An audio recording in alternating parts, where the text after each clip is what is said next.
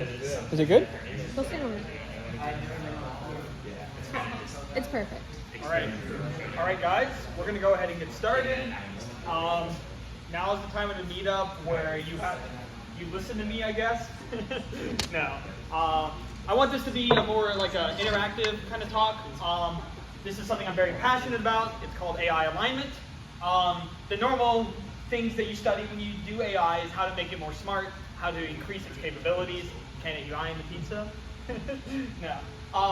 How to increase its capabilities, how to get it to do more and more cool stuff.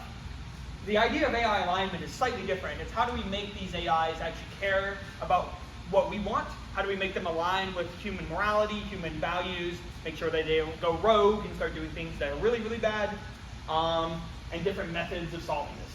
So yeah, we'll go ahead and get into it. Go back. All right, so introducing some terminology here that we're going to be using. I'm going to talk about an agent framework, specifically a goal-oriented agent. So imagine we have some entity called an agent. An agent is something that has a goal. He wants to impart something on the world. He wants something to be accomplished. So, and then he operates in some environment. So next slide, yeah. So what happens is the agent will perceive the environment, get information about what's around it, and then it would, based on its goal, try to compute what would be the best action to take on the environment and takes it. And you can imagine it's going around and around in a circle. This agent's moving around, trying to accomplish whatever goal it has until it accomplishes it. A key thing to note here is that the goal is trying to be optimized. It's not trying to partially complete the goal. It wants to get the goal as well as possible, as quick as possible, as efficient as possible, whatever it is. Now, this is a useful framework, and in a sense, this is how AIs are actually programmed. Like, we can take this model and put it on most AI systems, and it works. So we'll be using this throughout. So any basic questions about what this means or what's going on here? All right, next slide. So we'll just go through an example. I'm Tyler. I can be thought of as an agent. Let's say I have the goal of going to New York City, and I'm in some environment. Next slide. Yeah. So I see a taxi out there. So what I do is, okay, I compute. I see a taxi. What action should I take to achieve my goal of going to New York City? I raise my hand to hail the taxi. Simple example. That kind of shows the point of how we take goals to try to optimize our goal. All right. The next slide. So what is an aligned agent? An aligned agent has goals and performs actions that we like. Now, that we like is kind of vague. It's kind of hard to formally define this, but the idea is that this agent will not go rogue. When you tell it to do something, it will do what you want in the way that you meant it to do it. So it's not killing people, it's not, dominating the world, it's just doing what you wanted when you asked it to do that. So it is aligned with your values. So the goal of this talk is I'm going to be going over different methods of aligning AIs and different agents, different ways that they go wrong, and how we can attempt to do this for a super intelligent agent, one that's smarter than all of humans. So first method is called direct goal programming. You can think of this as good old-fashioned AI is what they call this, like the AI of 1960s, 1970s, where you just kind of sit there and program exactly what you want your agent to do, and it goes out and does it. Now, there's some problems with this. We'll go into it, but here's an example. We have some chess agent. Its goal is to checkmate the king, and you can imagine, as if you're a programmer, you could probably pretty simply program a chess agent that's trying to checkmate the king. It's pretty logical. You can write that down. So what it does is it takes in the board state, and I don't know if you can see strategies, look 4 moves ahead in the future. So what it's trying to, it's like computing every possible action it can take, and it's trying to see which one optimizes its goal of checkmating the king. And it might have some other strategies like control the center, don't lose pieces, X, Y, Z. You can program those all in, and it's pretty simple to write those formally.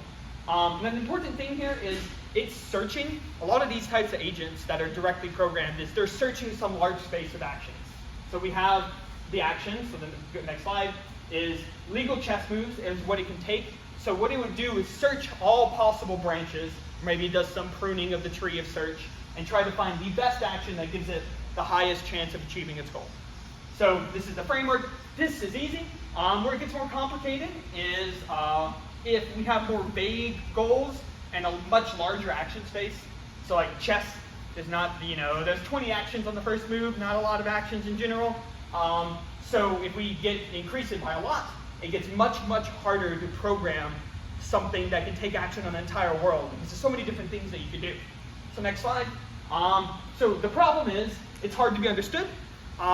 So this is a picture from Fantasia. I think the Sorcerer's Apprentice specifically. It's about when Mickey Mouse, he recently was granted magical powers. And he asked this broom to go fill up a cauldron for him. And promptly the broom does. It starts filling up the cauldron, but it's like, I really, really want to fill up this cauldron. So it starts to make copies of itself, get water from all around, and just keep putting more and more water in the cauldron until the entire place starts to flood. Seems kind of comical, but we have to know is it's optimizing its goal. Its goal is to fill the water thing, and the more water it puts in it, the more likely that it's filled. Because if it stops, there's still a little bit more water you can put in it, so you're always wanting to put more and more in it. This agent is not aligned at all. This is not what we wanted, so we're going to try to go over some potential ways to solve things like this. So next slide. Potential solution, tell it not to do that. So we can program a goal into this agent and say, all right, if the cauldron's filled with water, you get 10 points. We want you to get as most points as possible, so if that happens, but if you flood the room, you get -3 points. So don't flood that room. That's bad, and then we'll throw another goal on there. If you kill someone, -1,000 points. Don't do that. Please don't kill anyone. But if you don't look into that. All right, so how does this go wrong? Okay, we said don't flood the room. It's like, okay, well, I'm going to pick up the cauldron and move it to this room over here and start doing the same thing. So you're like, no. Next slide, yeah. It's like, don't flood any room. Don't flood things when you're doing this. And so you change that, -3 points for flooding any room. And it's like, okay. So I want to fill the cauldron as much. So I'm going to pick it up and I'm going to take it to the ocean and put it underwater. So it does that, and now it's really, really full because all of the ocean's water is on it. But that's not what you intended still. It's like, it's misunderstanding. So next slide. It says flood, move the cauldron -2 points. We don't want the cauldron to be moved. Put it stationary, just put water in the cauldron. It's not too hard. So what it starts to do now is it still wants to put as much water in the cauldron as possible. So you can imagine some elaborate machine where it's putting a lot of water in the cauldron, and then there's like vacuum tubes or something sucking all the extra water out. Something just crazy, but you have to imagine if it's trying to optimize, trying to get the water as full in there as possible, it's going to keep putting as much water in there as possible. So, next slide, we can say cauldron, the goal is actually fill the cauldron with 90% of water. Don't fill the entire way. There are still plenty of ways that this goes wrong, as you can tell, but this just kind of illustrates how it's hard to anticipate everything something could go wrong. You have to direct, like all of these words that we say, cauldron, filled, water, are all vague. You would have to formalize every one of these words if you wanted to know exactly what you want. And this is complicated. We don't want to formalize all these concepts. It's very hard. So next slide, we'll go over some other things. Another thing we could do is tell it add a stop button to the AI. Once you start, flooding the room, we want you to stop. Or once you start hurting people, we want you to stop. So we put a stop button on it. Well, this doesn't quite work, and we'll see why. So let's say we give it a goal. Accomplish task, you get 1 point. Or when the human tells you to stop, you get 1 point. Let's say we give it a really complicated goal, like solve world hunger. What is it going to do? It wants the most points possible, so it's going to make you want to stop it.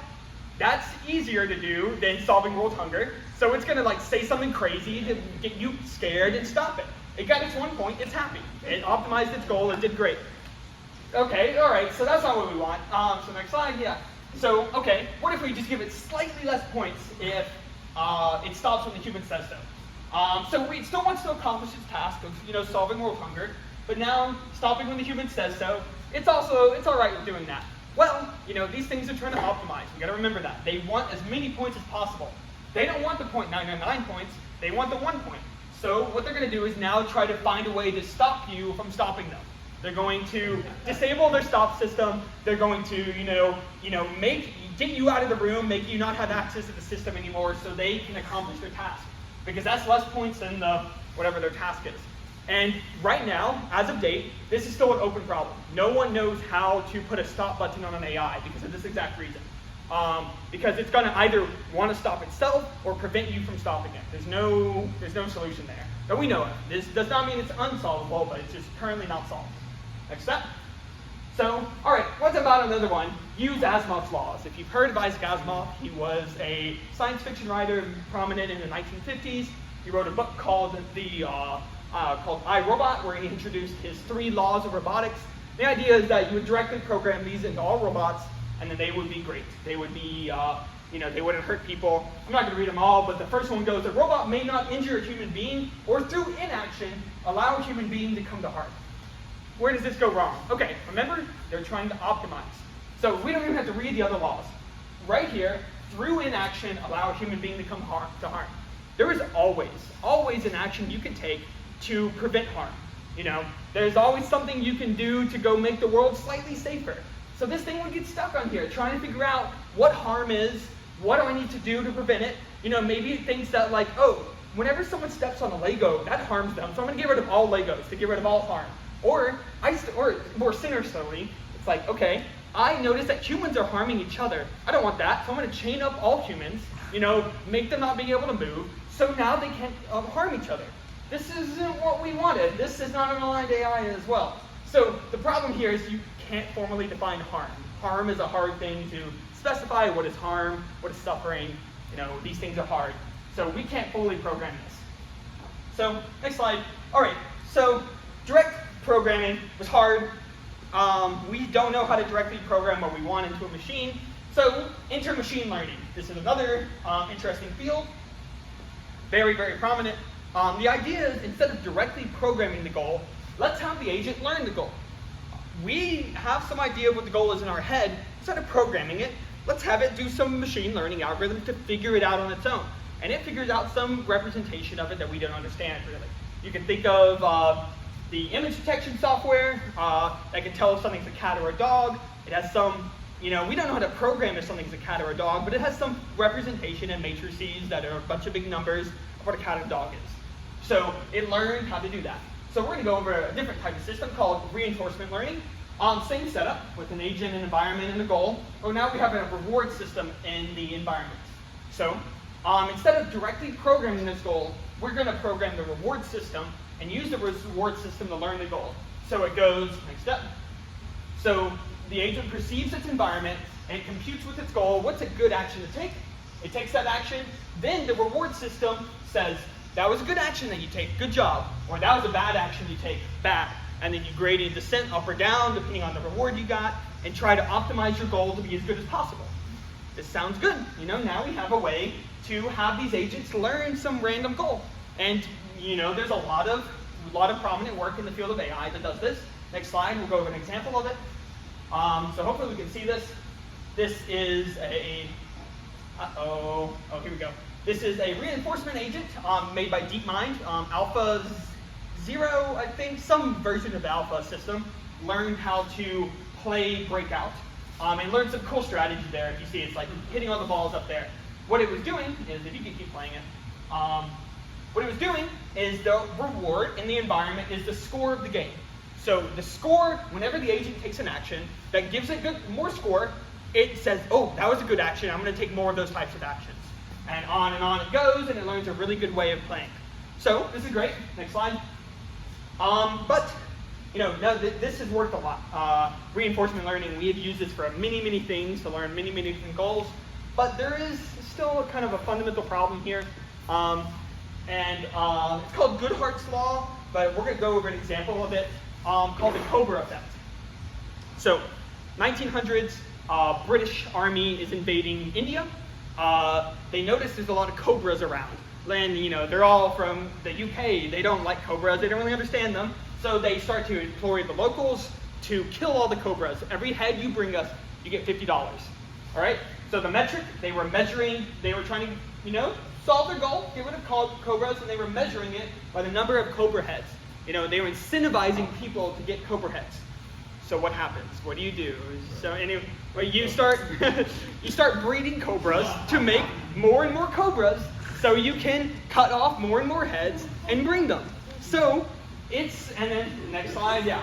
So people started breeding more and more cobras to get more and more cobra heads. And then the British Army figured this out. They're like, this is terrible, and then they stopped the program. And in the end, there was actually more Cobras than there was at the beginning, because they incentivized people to make Cobras. So this is kind of the same thing with reinforcement learning. The goal, solve the game. The metric, get as many points. Sometimes the goal and the metric line up. Sometimes they don't.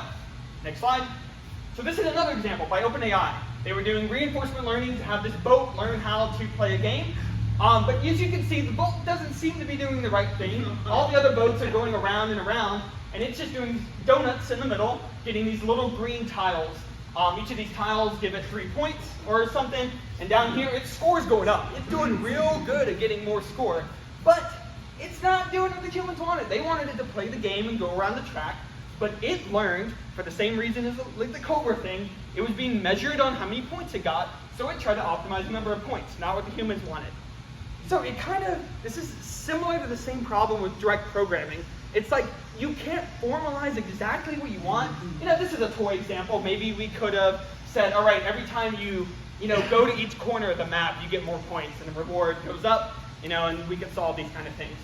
But in general, once we start to get more and more complicated systems, it's hard to make sure that they're not going to call reward hack.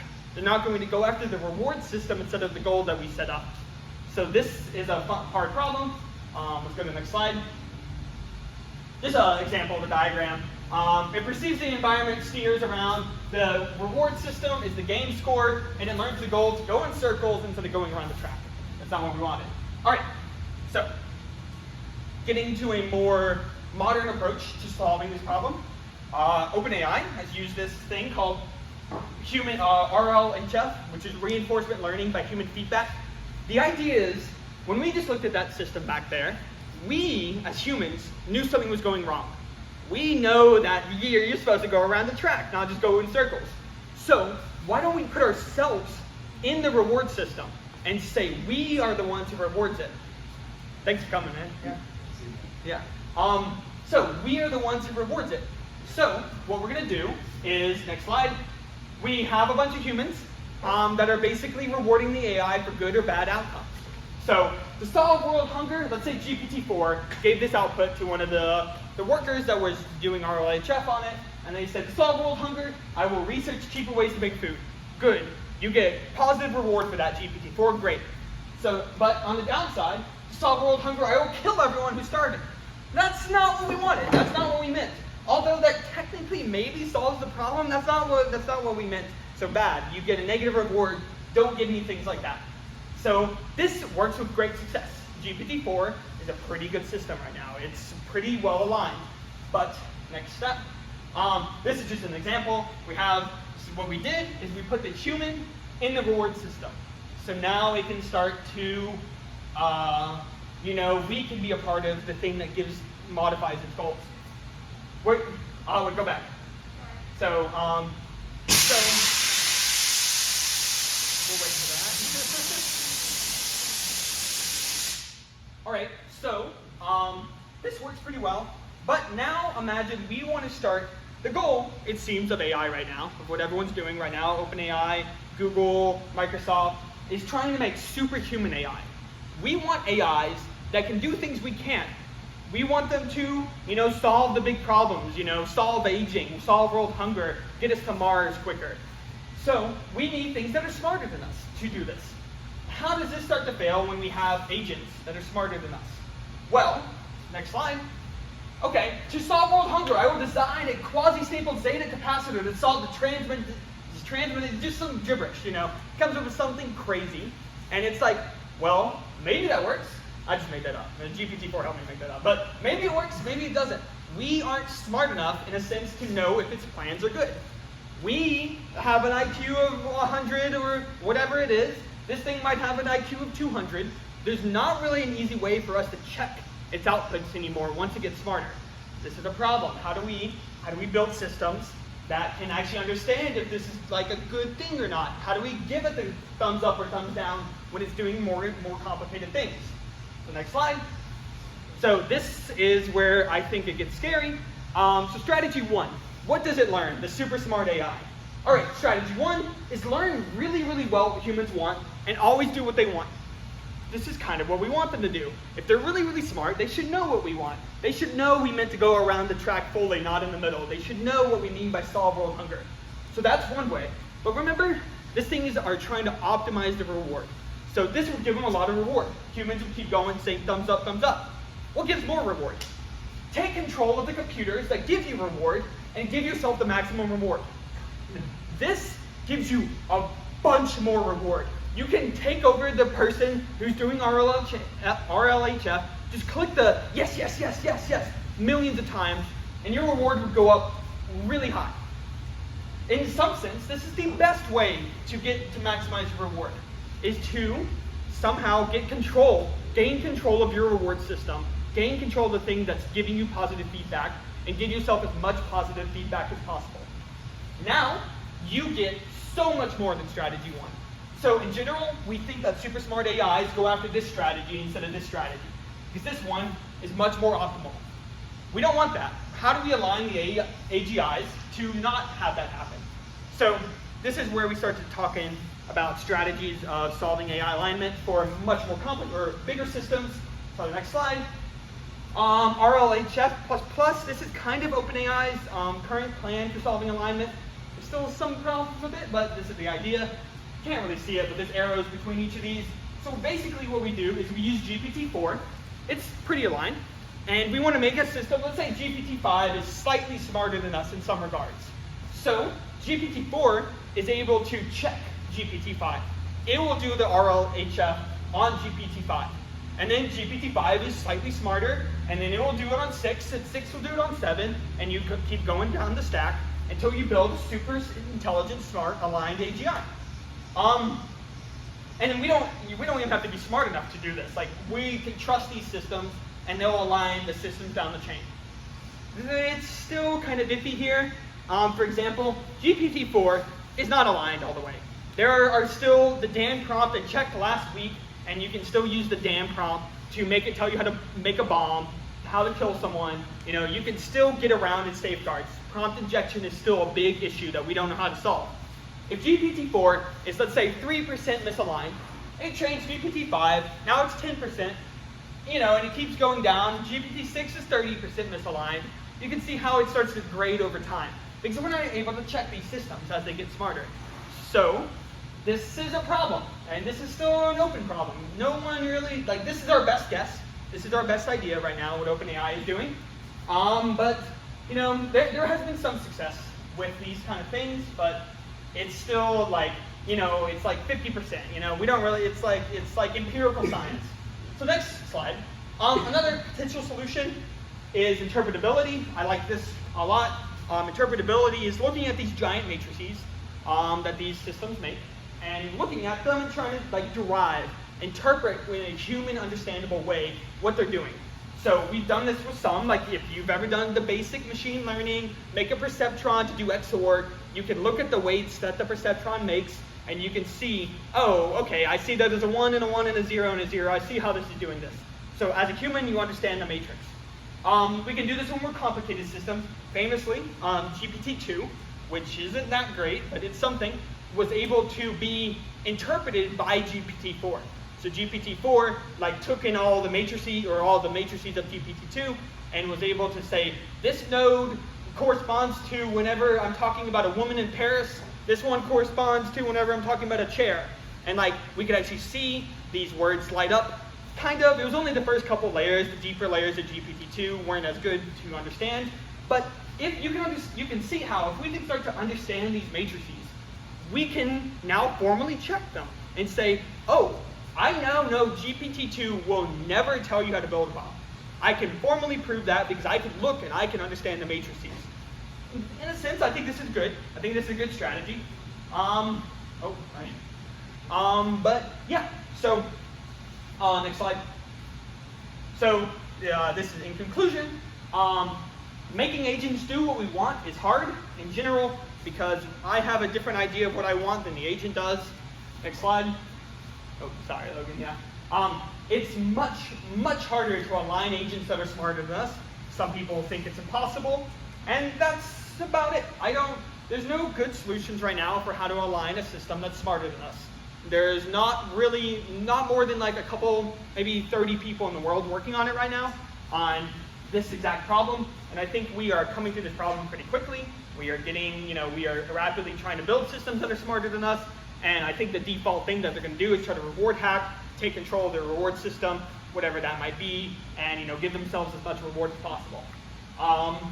So yeah, this is why I think AI alignment is an interesting field and a very important thing. This was just a survey. There's a lot more math you could go into about decision theory and what like orthogonality thesis and all these things, but I just wanted to keep it at this. So yeah, last slide. Any questions on any of this, or just things you guys want to talk about? Yeah.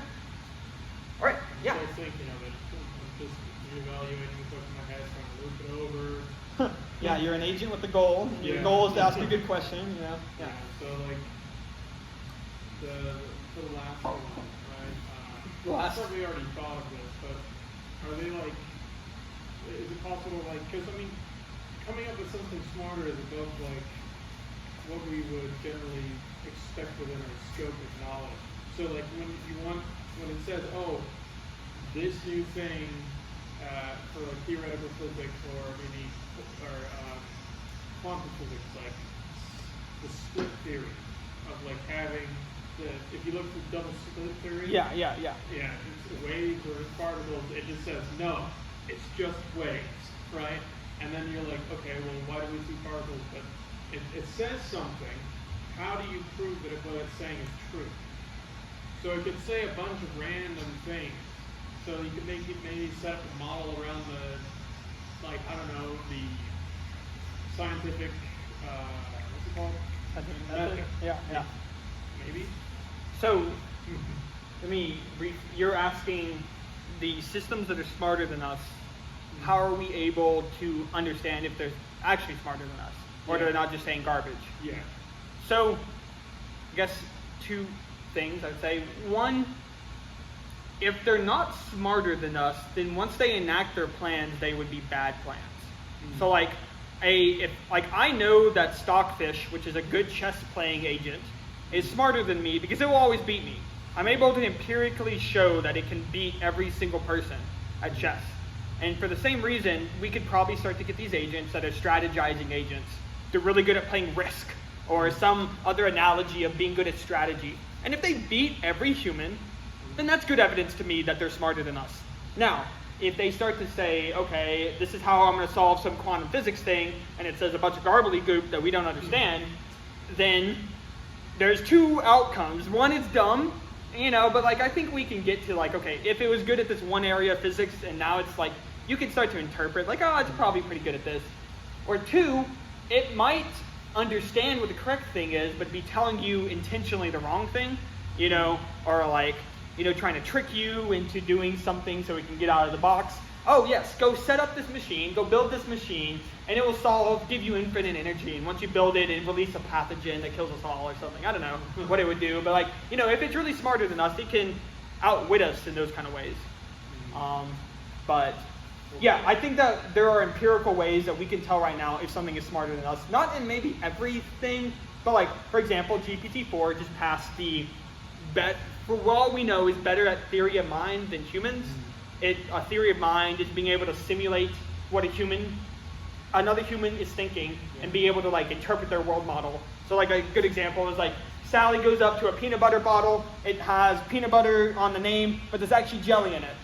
Does Sally think there's jelly in there? No, because you have to emulate, the system knows all the information, but Sally doesn't. So doing these kind of simulating human brain, trying to figure out what their perspective is. 3 years ago, we didn't think machines could do it. We thought GPT-2 would never do it. Now we have a test of a data set of a bunch of theory mind questions, and GPT-4 gets 100% on it, which means we don't know a question that we can ask it that we know is true that it doesn't. Yeah. Is there a way to give proposed value? So in all these transactions, it's kind of saying it is +1 or -1. But what if instead of directly giving it based off the action, it's more of a delayed thing? So it has to continually stay in the proper path to receive it later. than right now, so that it can't perceive like what it's doing. Yeah, Does that yeah. make sense? I see what you're saying.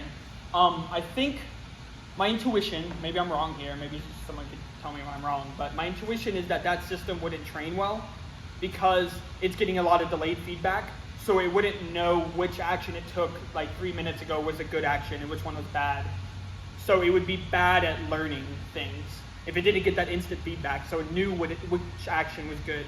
Maybe eventually, as time goes on for a while, it'd learn, like, oh, the action I took 3 minutes ago, I just got my feedback for it, and I kept doing that action for a while, you know. It could start to learn kind of what you're saying, but I'm not too sure. Yeah, Logan? At least in humans, functionally, sometimes people try and reframe negative reinforcement as positive reinforcement, but we're taking it away.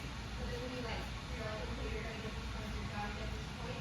You say, never mind, you're not gonna get this point. Functionally, it's really similar to like a negative. Yeah, it's an interesting proposal though, yeah. There are a lot of ideas of like, okay, I said this is what an agent does, an agent with a goal that's trying to optimize it. That's how we program AIs now. Maybe we don't want an agent framework. Like, I kind of think that optimizing something is bad. Like, we wanted to optimize it to a point, but just stop after something. We don't want you to like take over the whole world to make paperclips. We just want you to make a certain amount of paperclips, you know? Like, there are these, like, how do we optimize and stop? That's still an open problem in alignment, is how do we stop the optimization? Like, only optimize to a point. But like, yeah, it's hard to do things like that. Any other questions about anything? Well? More of a comment probably. I think maybe some of that fear around the AI and how to kind of again create these systems where they can't act outside certain boundaries. Maybe that's just like a product of not really, we're jumping from like step 2 to like step 30, or we're attempting to, in kind of like a year to 2 time frame. Yeah. We really haven't integrated much of this in our lives, business practice, something like that. Talking about like Walmart doing something local internally, I think you mentioned that potentially. Yeah. There's not really much example of these things either succeeding or not succeeding. We're kind of, I mean, I agree it's something to definitely be afraid of because of what it could do. But in terms of like the technology jump, I think a lot of people are expecting it to, you know, solve world hunger in a year. When the reality is, it'd be great if we could just make my life a little easier or improve my business a little bit. I think if as tech enthusiasts and people in this industry, you know, we kind of help to push that mentality on a little bit. It helps to create more realistic expectations, but also disenfranchises people from kind of unleashing the beast before we fully understand it. I don't know, it seems like that kind of, I don't know. Yeah. Anyone else have any comments to that? I have strong opinions on this, so if anyone else has anything. My thoughts are, Tyler was saying this is a very interesting thing, right? And it needs to be thought about, and I agree with you that it might be too soon to be worried about fully automated AI killer systems when we don't have it. Like, we have these pure functions that take text and output the next word. It's going to be a while until we need to worry about these things, and I think that the timeline there is going to be long enough to where we're going to learn, oh, we did have a car wreck, and it's going to be painful for some family and people, but we're gonna iterate on the systems over a long enough time to be able to align it. Because the horizon is a very long time. I don't think it's tomorrow, and so regardless, I think that this discussion is great. Yeah, thanks. I think on the large scale, like you have the killer system, I agree, but it also happens on the smallest scale too, and I think that's where we have to be careful because, like in the example I was giving, AI will put a doorknob on both sides of the door, but you can use either one, right? So it's optimizing, right? But it's still wrong, right? And so even on the smallest scale, it can be trying to do something and trying to be helpful. It's not trying to murder us yet, but it's still going in the right direction incorrectly, right? And so as people are feeding it code and then spitting code back that they're then committing, it's super risky because if you're not considering the context, it could still be right or going in the right direction, but you have to be aware that it could also be subversive in some way or optimizing with malintent that we don't see. Cool. Yeah. I mean, so could a pull request from one of your colleagues could contain bad code Yeah. that could harm someone, and it's up to you kind of being in the loop and having the right controls in place to make sure that, you know, if the system is critical enough, that you're in the loop and a person with human feedback. Right? Yeah. Right, and So- that's a great point. So then that's just saying like keep humans in that loop, Right. So that would be Mhm. the safeguard there. And so exactly the same with my example. Like keep humans in the loop to review, and then take it the last bit before it gets to production. think sometimes Yeah. it's not always easy to give that feedback. You don't need an agent, I didn't know what an agent is. You don't even need this AI. What do you mean? You can I just- defined agent got a goal. I had a whole Well, diagram for we're you, still on Cannon. step 2, right? We're not on step 30. We got yet. agents right now. But I think you have existing tools right now that can do big harm in the world. And even though you and I may not have the tools, you and I might be manipulated through my Twitter, UC, or face, and somebody out there might be scamming your grandma based on deep voices and videos. Yeah. Or like the pictures of the Pope, right? Huh? The Pope Yeah, wearing yeah, like the yeah. and all that. It's like, well, the AI didn't necessarily do anything wrong, but there was a human in the loop Yeah. that then weaponized it. and People all say that. humans are the source of agency. It's Yeah. like guns don't kill people, AIs don't kill people, humans Right, do. That's exactly. all. Yeah. I have a lot of strong opinions on this. I'll try to be, nice about it, I guess. So, in one sense, I think that if I saw that there was an asteroid coming to Earth in 30 years, I would want to work on it now, not wait. And that's what I kind of see here. And in another sense, it's like we see an asteroid coming and we don't even know how to build a rocket yet. Like, the kind of point of this talk is me showing that alignment research is decades behind what it needs to be. We don't know how to give an AI a stop button right now. We don't know how to do a lot of very important things for these systems. And they are, like, I'm of the opinion that we are going to get AGI much sooner than, like, I think that some other people were saying. Like, you can look at, like, GPT-4 is already superhuman on, like, some reasoning tasks. Like, what's GPT-5 going to do? Like, what's 6 going to do in 5 years? Like, we already have some agents that are able to act. Like, there was a paper by, I forget who it was by, but it was a Minecraft playing agent. Like, we have, they're not just LLMs anymore. The LLM, like, just the fact that it's like a next token predictor is just like, it's like an implementation detail. What's really going on is there's this giant world model. It understands the world. It understands how concepts relate. And the way we interface with that is text. Soon we're going to be able to interface with it with video and images. And it's going to know, oh, a door only has 2 knobs. If we gave that the ChatGPT brain to Stable Diffusion, then it would always make a door with 1 knob, because if you ask ChatGPT, doors have 1 knob. We have the world model built. We have the reasoning engine. It's just putting this on top of it. So yeah, we have agents that can play Minecraft much better than they could last year. I see like it looks kind of exponential right now. There are some things of GPUs are running out, which is, in my opinion, good. We need to, in my opinion, we should slow down AI development a lot and let alignment catch up, because we don't know how to make, we can't formally prove that these systems won't harm us right now. And something else, GPT-4 was released, and then even a couple weeks ago, we're still learning new things that it can do. What if GPT-5's released, and then some guy in his basement realizes, oh, I can turn this into an AI or an AGI if I just give it this prompt? We know very little about the capabilities of these systems, and we don't know what new capabilities the next one's going to have. What if the next one is able, to take over? We don't know. That could be a